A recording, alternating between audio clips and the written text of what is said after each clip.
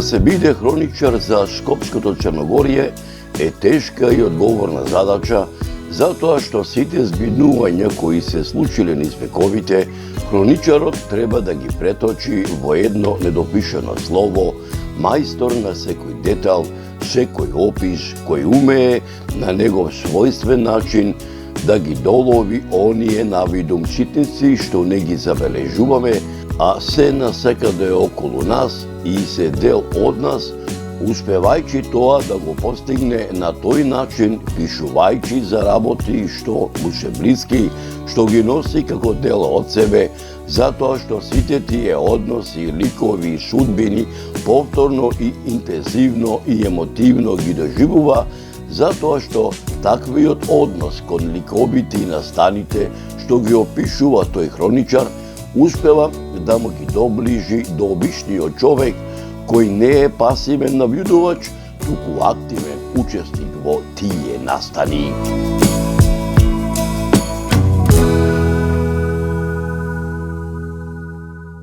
Шкопското Черногорие е оажа на цивилизацијата, оажа на културното наследство на Македонија, а богатите културно-историски, архитектонски, археолошки и етнолошки вредности на регионот со нивната зачуваност, разновидност и интегралност му даваат посебност, единственост, репрезентативност, автентичност. Шкопското Черногорие е еден крај кој што располага со прекрасни природни убавини и со недопредна природа, со многу културно-историски знаменитости, меѓутоа и со многу богато историско и револуционерно минато. Шкопско Черногорие е синоним на непокорие, тоа е епска вертикала на македонските страдања и вознеси низ вековите. Областа Шкопско Черногорие е нераскинлив дел на сета македонска историја. Војувало и низ сите векови за да обстои. Војувало и возвишувало. Шкопско Черногорие со сета своја географија, со сите световни и духовни величија, со срце и со душа се вградило во темелите на македонската држава. Областа Шкопско Черногорие со право се смета за пантеон на македонската слобода. Областа Шкопско Черногорие е дел од Свети Климентовото македонско светилиште.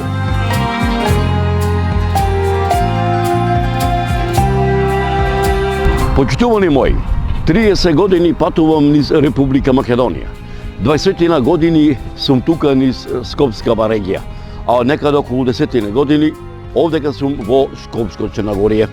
Ете, според господовото провидение, денеска се наоѓам тука по нов документарен запис, заедно со снимателот на продукцијата Марио Филм, а воедно и дел од менаџерскиот тим, Виктор Костовски.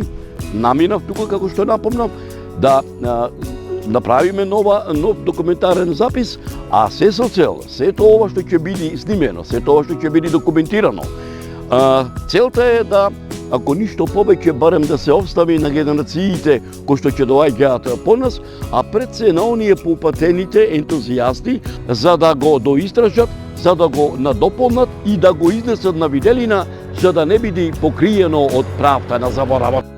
Шкопско Черногорие е формирано во карактеристични природно, географски, историски, етносоцијални и естетски услови на живење и стопанисување, во изминатиот период се издигало и развивало во една карактеристична хармонија. На неговиот простор тлее материјален културен комплекс од времиња, а од него се раѓа мистичен дух кој обседнува со својата акумулирана енергија на творечкото минато, кој најпрво внесува возбуда, потоа станува занеш со неговата комплетна содржајност од творечки реликти на непрекинато милениумско творештво, иако за жал многу импулси на културно создавање за секогаш се загубени, уништени од погрешно насочена акција, од погрешно употребена енергија и на крајот од погрешно искористените резултати на таквиот зафат. устното творештво, преданијата, легендите, митовите, материјалните документи, пишаните документи кои датираат од настанокот на човештвото, поточно речено од праисторијата, од античко време, старо македонско време, римскиот период, византискиот, отоманскиот и денешното наше современие, се дознава дека оваа регија била населена уште пред 4000 години пред нашата ера. Чуче Сандево, целата општина се протега на подножјето на Скопска Црна Гора, од северната страна и односно во делот на Скопје и од другата страна, односно од рамно на кај Косово, односно соседна општина ни е таму, општина Витина. Има површина од 243 квадратни километри, што ја прави втора по големина во Скопски плански регион по површина. Има околу 9000 жители, 14 населени места, најголемо село е село Кучевиште, потоа доаѓа Мирковци, Побожје, Глуво, Бразда, Бањани, Чучер, Горњани е најмало село, Кучевачка Бара како населено место Кучевачка Бара, потоа селата Блаце, Брес, Танушевци и Малина Мала се составен дел на општина Чуче Сандево. Граничиме со соседни општини се општина Бутел, општина Ѓорче, општина Карпош и општина Липково од Македонија. Од косовска страна соседни општини ни се Ханелези или Генерал Јанкови, Gnjilani, Витина, полупланински регион сме како села, односно имаме села во овој дел, највисоко село е Побожје со околу 650 метра надморска висина, а од другата страна Брес на 1200 метра надморска висина е селото. Живи села се, значи скоро сите села се живи, освен Горњани е раселено, таму имаме најмалку жители, Брес, Малина и Танушевци се раселени, но преку лето доаѓаат луѓето во тоа. Сите останати села се живи села и може да кажам дека расте бројот на жители. Ние сме една од ретките општини кои меѓу двата пописи е селска рурална општина. Рурална општина не постои по дефиниција, но кога би рекле во рангот на во тие помалите општини е една од двете општини кои што има зголемување на бројот на жители измеѓу двата пописа. Ти може така да речеме еден историски бегов преглед на континуитетот на општината Чуче Сандево. Ти може ли малце така еден краток осврт? Многу подамна постои општина Чуче Сандево, може некако име Чуче Сандево, но живот на овој дел од градот Скопје, односно од подножјето на Скопска Црна Гора, имаме податоци и факти во кои што имаме гробница од време на Пејонското време, до 3-4 век пред наша ера, се наоѓа во археолошкиот локалитет Бразда. Тоа место викано Градиште, каде што постои археолошкото наоѓалиште, кажува дека тука имало жива населба, на која што се протегала на 4,5 хектари и тука живееле. Гробницата е пронајдена 1970 година, археолошката гробница, која што кажува дека била на богат властодржец од тоа време. Потоа животот на Скопска Црна Гора постоел со тоа што имаме премногу имаме цркви и манастири кои што се изградени во 13-тиот век.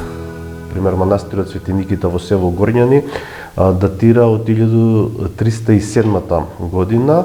Ја граделе познатите византиски изографи Михајло и Евтихи. Значи, еден од ретките манастири кој што е изграден во тоа, значи постоеле селото Горњани и населените места околу таму постоеле бидејќи се изградила таа црква. Во село Кучевиште црквата Свети Спас е изградена 1321-1333 година се градела. Тоа е специфична црква бидејќи е црква во црква. На горниот дел има капела на Свети Никола, а 1845 година иконостасот и фреските и иконите ги обновува најпознатиот македонски зограф Дичо Зограф. се тоа ни кажува дека илјадници години постои живот на Скопска Црна Гора. Од нашите села потекнуваат не само за после Втората светска војна, туку е и Петар Манџуков од село Мирковци, кој што е еден од основоположниците на внатрешната македонска револуционерна организација, потоа Натанаил Кучевишки, кој што бил црковен екзарх, тој потекнува од село Кучевиште. Неговото родено име било Нешо Бојкиќев, кој што го ширел православието и во соседна Бугарија. Тој е признаен во целиот православен свет. Затоа јас би рекол дека ние како општина имаме многу подолг континуитет. Може би фалат пишани документи. Точно е дека во Втората светска војна се формира ослободително движење тука. Народен херој Александар Урдаревски, кој што е роден во селото Чучер и погинува 1943 година во Липјан, во соседно Косово.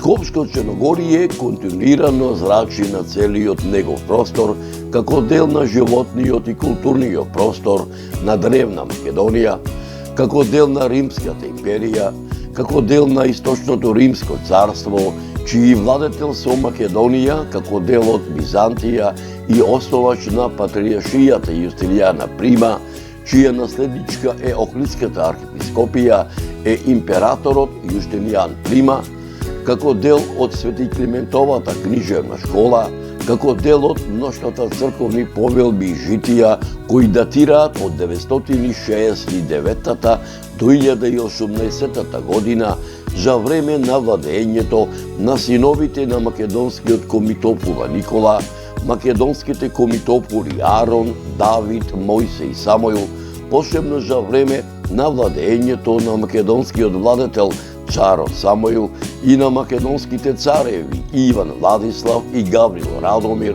од 979 до 1018 година, како дел од владавината на византискиот император Василий II, кој со Македонија владеел од 1080 до 1025 година, како дел во црковните записи на византиските цареви Михаил IX Палеолог и Андроник II Палеолог, како дел од владавината на царот Стефан Урош IV Душан Немањич, кој со Македонија владеел од 1331 година до 1355 година, кралот Димитрија Волкашин, кој со Македонија владеел од 1365 година па се до 1371 година, и кралот Марко, кој со Македонија владеел од 1371 до 1395 година, како дел од Отоманската империја и како дел на Република Македонија.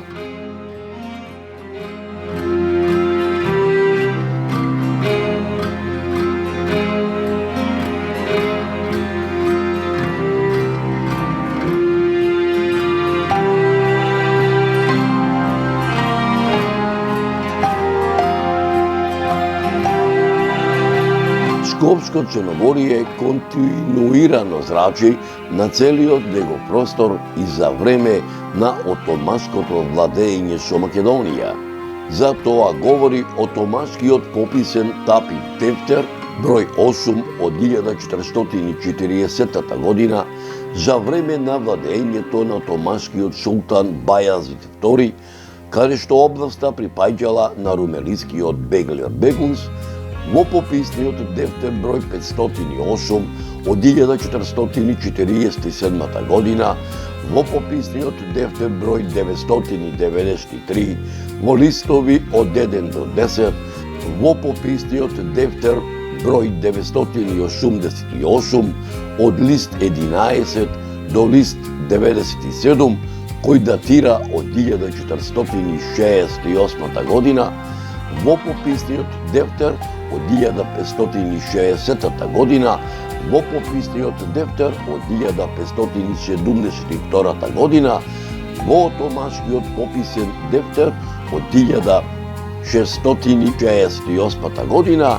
во автоматскиот пописен дефтер од 1768 година и во пописниот дефтер од 1782 година.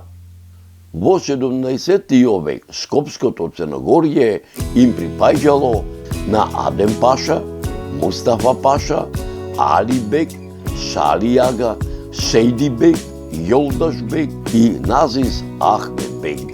Скопското Црногорје се споменува и во автоматскиот пописен дефтер од 1867 година како Чифлик Сајбиска област, а Чифлик Сајби биле Шукри Бек, Адил Бек, Кенан Бек, Рау Бек и Раиф Бек.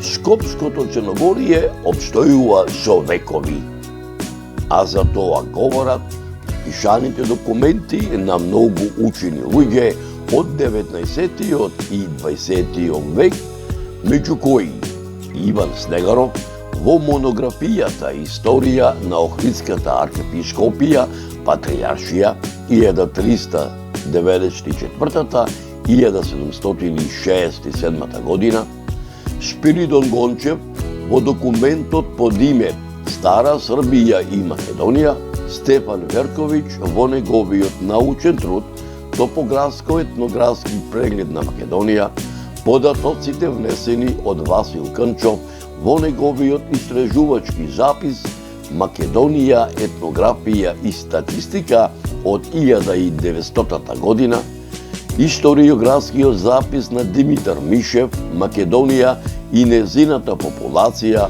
од 1905 година, етнографската карта на Скопскиот вилајат од 1901 година, германската карта издадена во 1941 година, заснована на пописот на Кралството Југославија од 1931 година, доктор Јован Трифуновски во неговите истражувачки записи Кумановско-Прешевска Црна Гора, Скопска Црна Гора и Качаничка клисура.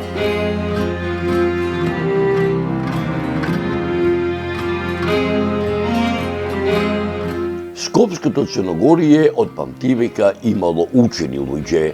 Според пишаните документи, просветно-образовниот процес се одвивал на старомакедонски црковен книжевен јазик и писмо во црквите и манастирите, а наставата ја изведувале монасите во манастирите и парохиските свештеници во црквите до укинувањето на Охридската архиепископија. Од 1767 година па се до 1912 година наставата се изведувала од екзарско-бугарските попови учители на бугарски јазик, а од 1912 година па се до 1944 година од страна на патријаршиско-српските попови и учители, а наставата се изведувала на српски јазик, а од 1945 година за прв пат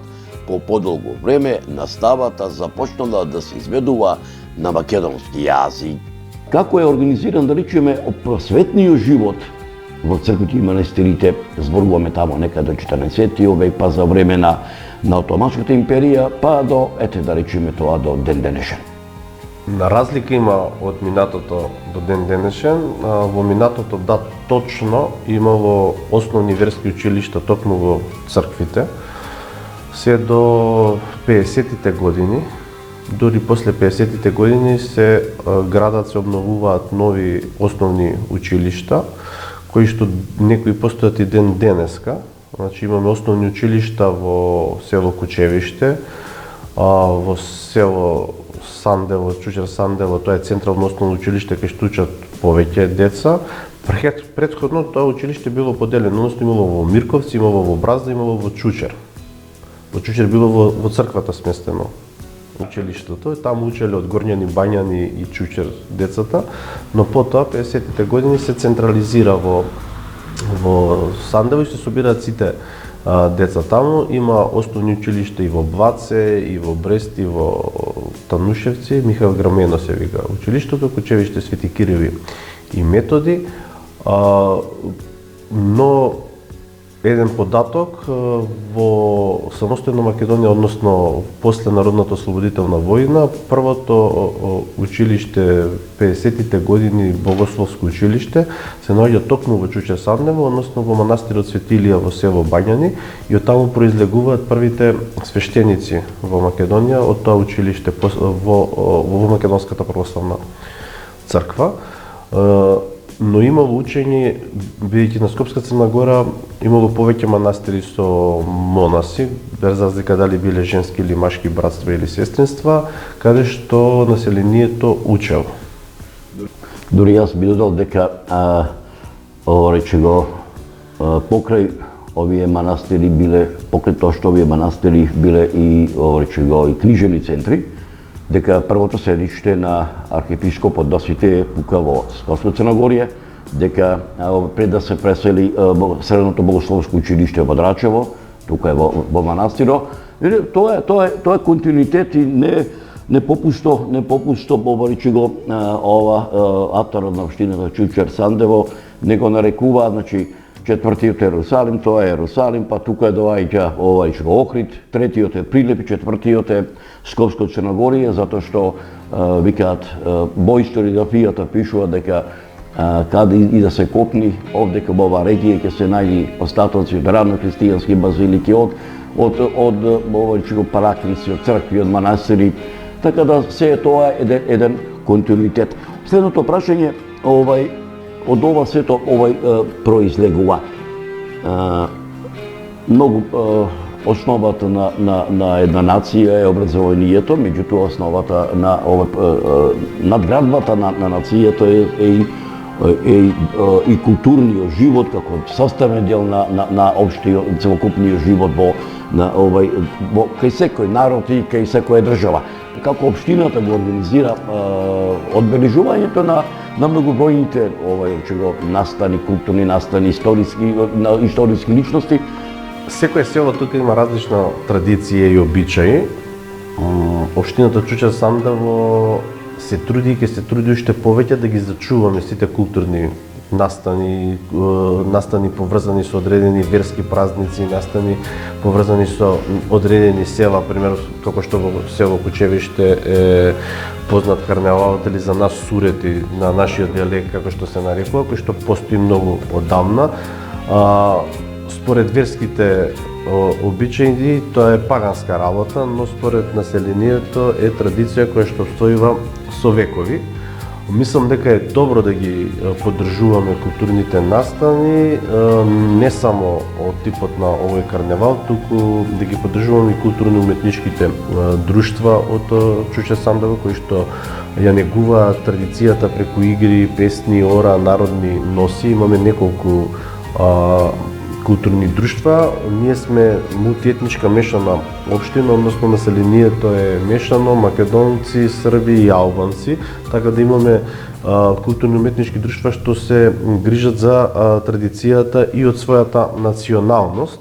Тоа не прави да бидеме поразлични од другите, затоа ќе го поддржуваме тоа во иднина уште повеќе.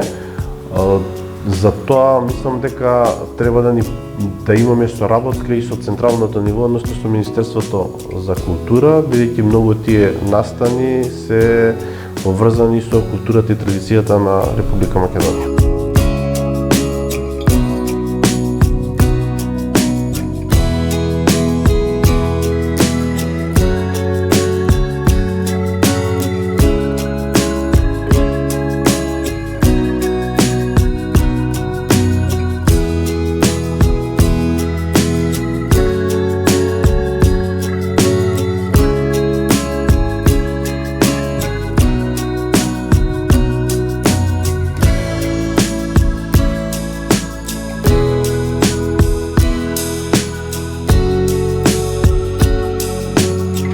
Македонија поседува 7081 недвижен споменик, од кои 4293 се археолошки наоѓалишта, 992 цркви и манастири со над 150.000 квадратни метри фреско сликарство, над 22.855 икони и 240 иконостаси, балдахини и владички престоли, изведени во резба, 220 објекти од рурална и 379 од урбана архитектура, 47 кули, бедеми и мостови, 1000 споменици споменобележја, 228 објекти од османлиската архитектура, џамии, анови, амами и стари чаршии.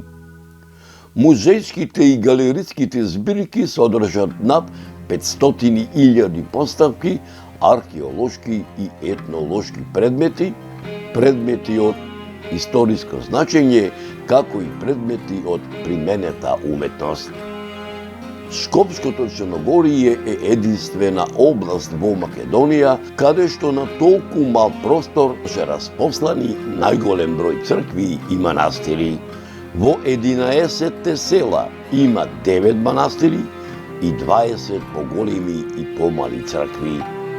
Поради тоа, овој предел во минатото, а и денеска, уште се нарекува Скопска Света Гора. Посебно место меѓу изворите на христијанската вера е одвоено за житијата на светиите.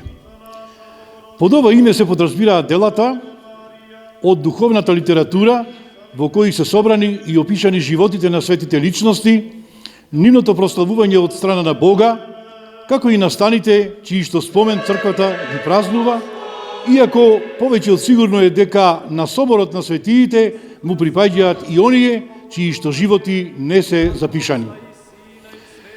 Житијата на светиите, според зборовите на отец Јустин Попович, го представуваат животот на Господ Христос, кој се повторува во животите на светиите, бидејќи црквата и се во неа го одразува животот на Господ Исус Христос. Светиите длабоко во себе го врежале Христовиот лик и христијанскиот начин на живот, поради што верните во црквата ги доживуваат како вистински сведоци на вистинската вера. Господ Христос преку апостолите ги повикал сите верни да бидат свети, велејќи: бидете свети, бидејќи јас сум свет. Секој кој вистински верува, се поистоветува со Христа и станува свет и семојчен, така што може со апостолот Павле да рече: се можам во Христа Исуса кој ми дава сила. И навистина, светите апостоли правеле величествени дела со силата што им ја подарил Господ. Воскреснувале мртви, исцелувале со својата сенка или убрус. Така, тие на дело ги исполниле Христовите зборови: вистина ви велам, кој верува во мене, делата што ги правам јас, ќе ги прави и тој, и поголеми од овие ќе прави. Образецот на поистоветување со Христа го наоѓаме во зборовите на апостол Павле: не живеам веќе јас, туку Христос живее во мене. Животите на светите апостоли и на првите христијани се опишани во делата апостолски. Евангелистот Лука ги изнел подвизите и страдањата на првите ученици на Спасителот и на останатите негови следбеници. Делата на светите апостоли се продолжение на животот и делото на Господ Христос, и тие со посредство на Духот Свет се пренесуваат на верниците во црквата. Житијата пак на светиите се своевидно продолжение на делата апостолски, бидејќи покажуваат личности чии што живот е исполнет со вистинска вера во Господа Христа, во Света Троица, во црквата и светите тајни. Светиите меѓусебно се разликуваат според личните дарови и придонесот кон живото предание на црквата. Пророци се оние свети Божји луѓе кои живееле во времето пред Христовото овоплотување. Тие, на избраниот народ Божји, му го прорекувале доаѓањето на Синот Божји на земјата и други настани од неговиот живот, како и од животот на црквата. Апостоли се учениците Христови и непосредните сведоци на неговиот живот и божествените дела. Овде е важно да се спомне дека на апостол Павле, кој не бил следбеник Христов, за време на неговиот живот, Господ му дал на апостолство, јавувајќи му се на патот за Дамаск. Бидејќи апостоли можеле да бидат само оние кои го виделе Господа, јавувањето на Спасителот на дотогаш ревносниот гонител на христијаните бил настан кој го означил почетокот на неговото апостолско сведочење. Меѓу апостолите посебно место завземаат евангелистите Матеј, Марко, Лука и Јован, кои ги запишале најважните настани од Христовиот живот, зашто, како што вели апостолот и евангелист Јован, а има и многу други работи што ги направи Исус, кои, ако би се запишале, не би можеле да се соберат во целиот свет напишаните книги. Во сведочењето на верата во раната црква голема улога имале мачениците. Според зборовите на Тертулијан, нивната крв била семе за нови христијани. Мачениците достигнале највисок степен на љубов кон Христа, жртвувајќи го собствениот живот од верност кон Него. Тие се и најслични на Господа Христа, кој самиот бил маченик и образец на мачеништвото. Прв кој пострадал за верата бил свети архиџакон Стефан. Тој во часот на смртта покажал љубов кон оние кои го каменувале велејќи: Господи, не земаим го ова за грев, и одлика на сите маченици е што страдале без омраза кон своите убици, поддржувајќи го Господа на крстот, кој му се молел на Отецот за безумните евреи: Отче, прости им, не знаат што прават. Од првите векови постојат записи со подробни описи на страдањата на мачениците, познати под името маченички податоци. Овие записи во раната црква биле читани на црковните собори веднаш по Светото Писмо. Картагинскиот собор од 418 година усвоил и правило тие задолжително да се читаат и на богослужбите во деновите на славењето на светите маченици. Покрај мачеништвото, во црквата постојат и други видови на сведочење на вистинската вера. Свети Кипријан Картагински му пишувал на своето свештенство посебно да ги помнат деновите кога се упокоиле исповедниците на верата Христова, за да може целата црква да го слави нивниот спомен, заедно со споменот на мачениците. Исповедниците во клучните настани од животот на црквата го исповедале нејзиното вистинско учење и ја бранеле црквата од соблазната на разните ереси. Голем исповедник меѓу светиите е свети Максим исповедник. 9 манастири претежно се владетелски манастири градени во 13-тиот и 14-тиот век. Се одликуваат со познатиот словенско-византиски стил на градба. Скопското Черногорие се одликувало со многобројно свештенство и монаштво. Црквата Света Богородица Пречиста, која се наоѓа во селото Кучевиште, изградена е во 1348 година за време на владеењето на кралот Стефан Дечански, а ја подигнал жупанот Радослав. Манастирот Свети Архангели Михаел и Гаврил, познат како Кучевишки манастир, кој се наоѓа во селото Кучевиште, граден е по примерот на црквите од Света Гора и датира од 14 век. Изграден е во периодот меѓу Маричката и Косовската битка. Манастирската црква е фреско живопишана во 1591 година, а во тоа време е направен и иконостасот, од кој е сочуван само крстот. Сегашниот иконостас е од средината на 19. век. Во селото Горњани, на јужната страна на тромеѓето со соседните села Бањани и Чучер Сандево се наоѓа познатиот средновековен манастир Свети Никита. Историските податоци говорат дека првично манастирот бил изграден во 12. век, кој подоцна бил срушен. Манастирот е реобновен од кралот Милутин во 1307 година. Манастирската црква е фреско живопишана во 1316 година. Во селото Бањани и неговиот атар постојат значителен број на манастирски и црковни храмови. Манастирот Свети Илија и Свето Благовештение, како и црквата Свети Ѓорѓи. А од понов датум се храмовите, капелите Свети Спас и Света Богородица. Манастирот Свети Илија се наоѓа 3 километри северно од селото во долината на Бањанска река. Не постојат историски извори и податоци за поблиското датирање на манастирот. Се претпоставува дека е изграден пред 14. век.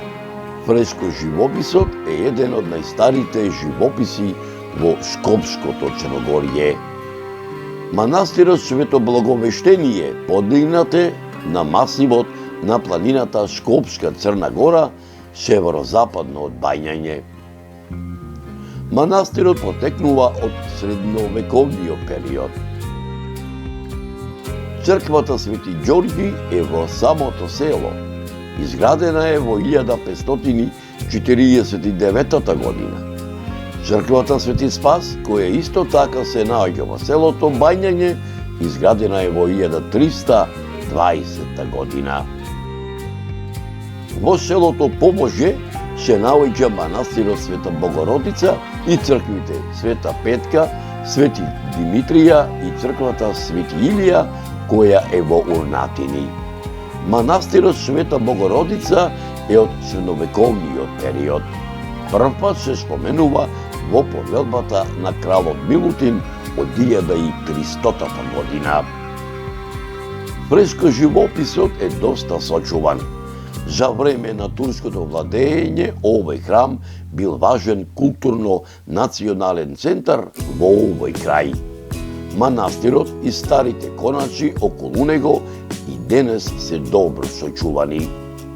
Црквата Света Петка се наоѓа во самото село. Таа исто така е средновековен храм.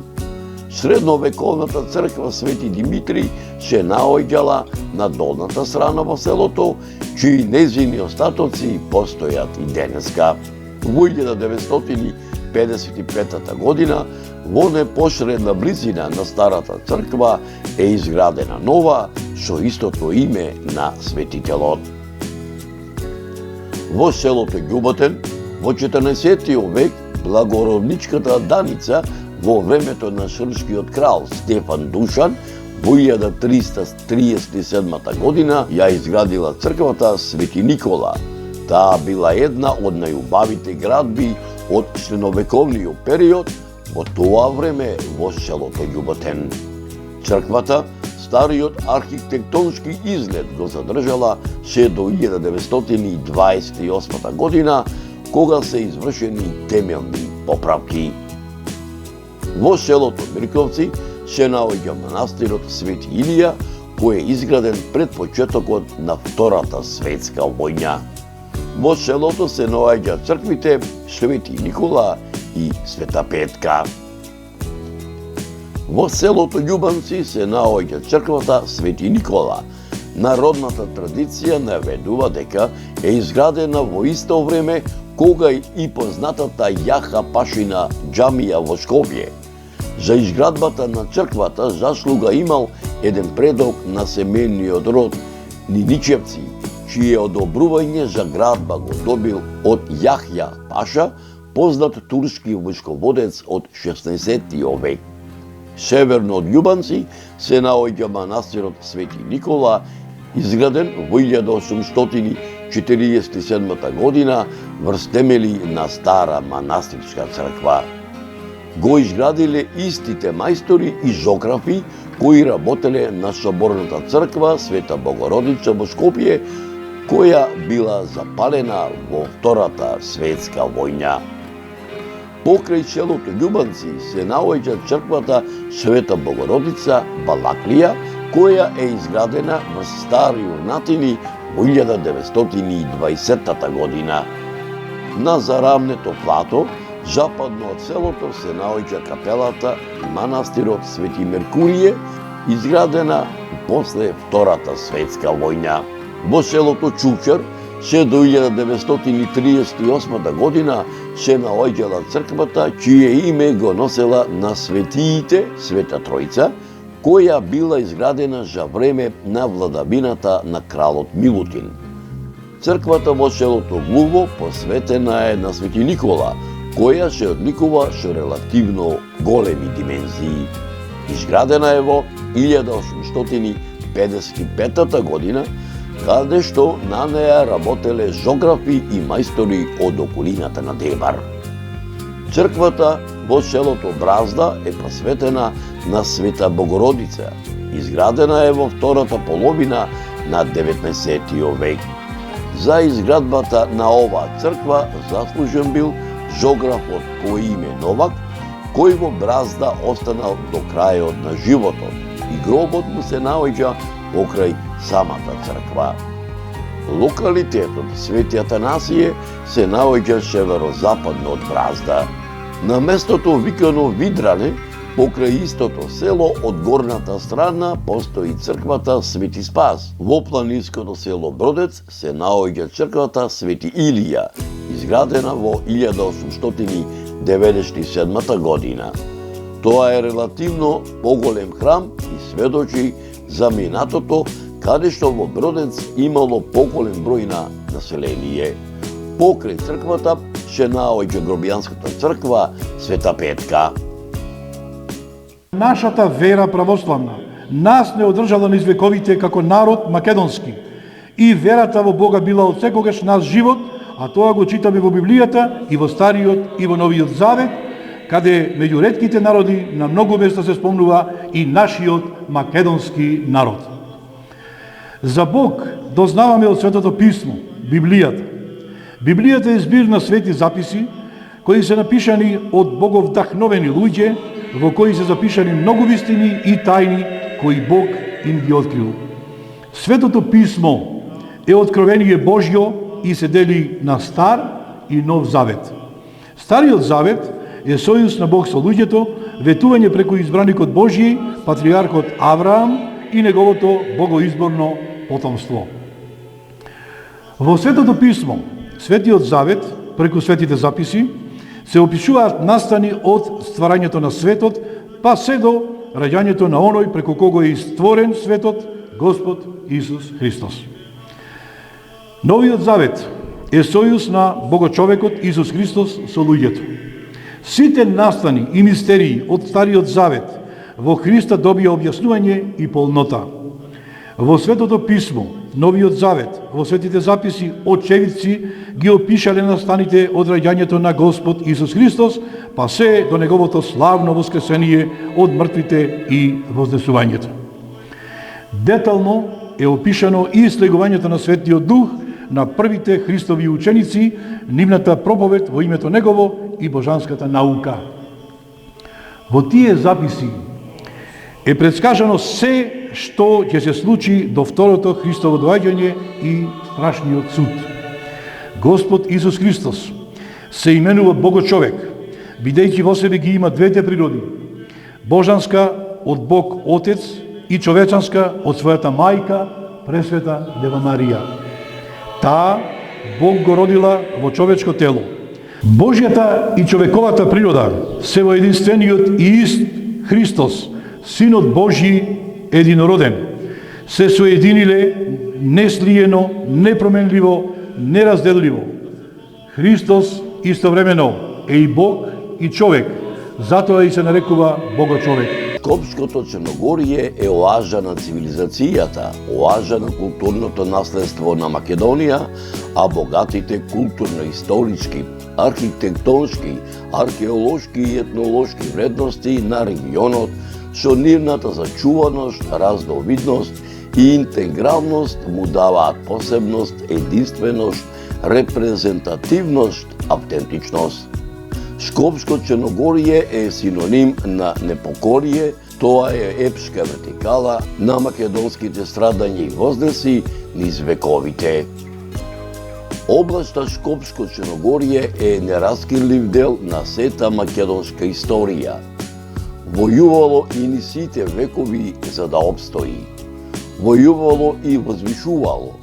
Шкопско Черногорие со сета своја географија, со сите световни и духовни величија, со срце и со душа се вградило во темелите на македонската држава. Областа Шкопско Черногорие со право се смета за пантеон на македонската слобода.